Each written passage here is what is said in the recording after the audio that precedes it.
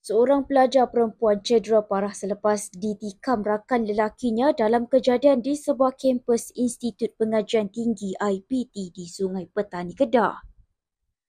Dalam insiden kira-kira jam 10.30 pagi semalam, mangsa yang berusia 19 tahun berjalan ke perpustakaan bersama rakan-rakannya sebelum ditikam oleh suspek menyebabkan kecederaan di bahagian belakang badan. Suspek yang berusia 19 tahun mengalami kecederaan pada tangan dipercayai akibat pergelutan dengan mangsa.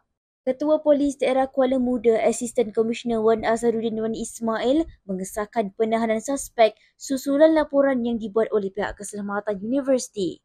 Katanya suspek ditahan ketika mendapat rawatan di klinik kampus. Mangsa pula dalam keadaan sedar dan stabil serta masih menerima rawatan di Hospital Sultan Abdul Halim HSAH. Kes disiasat mengikut Seksyen 324 Palang 326 Kanun Keseksaan kerana dengan sengaja mendatangkan kecederaan menggunakan senjata berbahaya.